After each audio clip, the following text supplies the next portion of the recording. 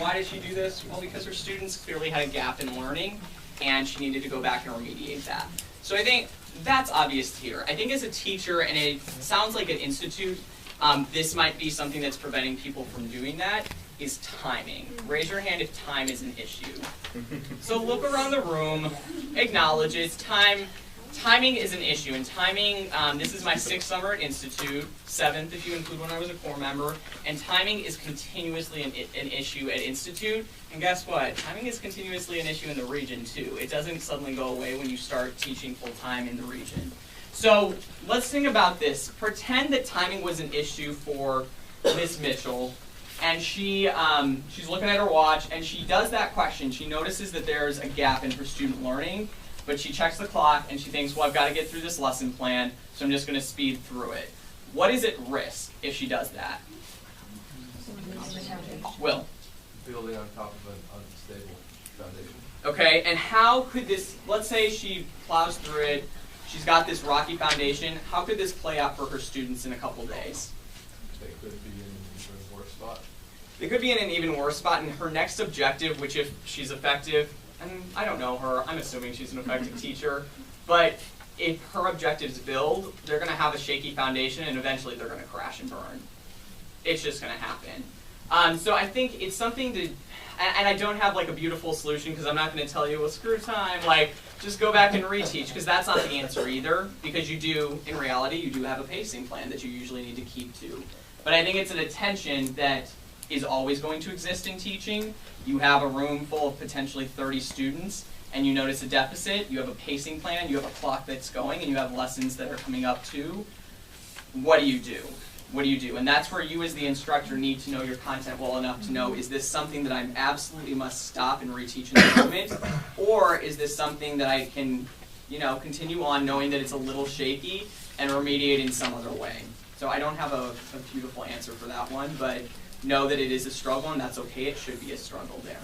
Let's go to the next one. Okay, so this is what people have been asking for. I got requests for this at Carver today, and Melissa told me there were requests for this at Stevenson. The idea of how do you check for understanding? What are some concrete strategies that you can use to check for understanding? So there are 4 different ones that we're going to look at. The first is chunk and chew. The second is scaffolding up blooms. The third is types of questioning, and then the 4th is non-question CFU. So on the back of the graphic organizer that you had, and I see some people are already doing it, go ahead and make this model right here. This is just a simple graphic organizer. There is no official name for it. It is just bubbles expanding off of a central bubble.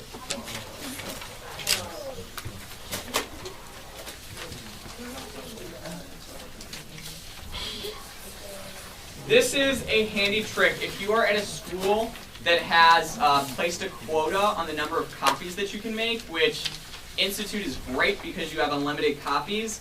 The real world, you get a copy limit. My school, you get 500 copies a month because that's all we can budget for. So if you are at a school where you have a limit placed on you like that, then an easy way to do this is your students have notebooks, and they bring the notebooks, and you project this up, and you say, take 30 seconds to copy this down. We've made a graphic organizer, and I have not made any copies for this. Some of your schools will have unlimited copying. Do not fear. It just depends on your placement.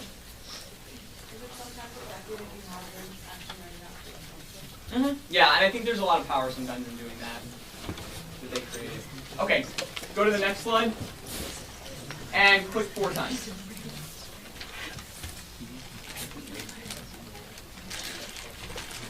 One more time. Thank you. Okay, so what we're going to do for this is a jigsaw, and you will need your laptops for this. And I just realized if you absolutely need a charger because your computer needs to be plugged in, we've got 2 outlets on this wall, 2 outlets over here, and 3 up front here. So if you do need it, you have that option to you. We've done a jigsaw in previous sessions. The jigsaw is the idea where you have some information that you can split into 3 or 4 different groups, and one student becomes an expert on that and then teaches the group, so it's a way of doing collaborative learning in your classroom. So the way we're going to do this is you should be sitting with your cohort or collab. We call it different things at different schools sometimes. Person A is going to look into chunk and chew. and think through these questions. What is this strategy? How can you use it to strengthen your teaching? And then if done well, how will it impact student achievement? Person B, you have types of questioning. Person C, Bloom's taxonomy. Person D, non-question CFUs. And then Ethan, can you pull up the handout? It's the Word document. Okay, so in the handout that you have open, it would be handout number 2. So Ethan, if you can click on handout number 2. There you go. And this is where it starts. So Chunk and Chew is going to be the first one, and the other ones are hyperlinked in there. If you can go back to the PowerPoint.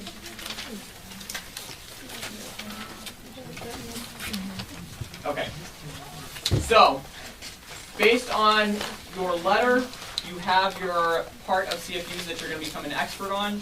We're going to take 4 minutes to read through it, get down the information that you have, and then after that we'll come back together as a collaborative or a cohort, depending on what you call it, and share that information.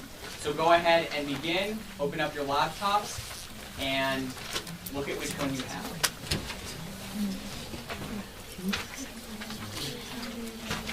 If you need to spread out, go for it. We have space in the rows, space up here. You can even go on stage if you need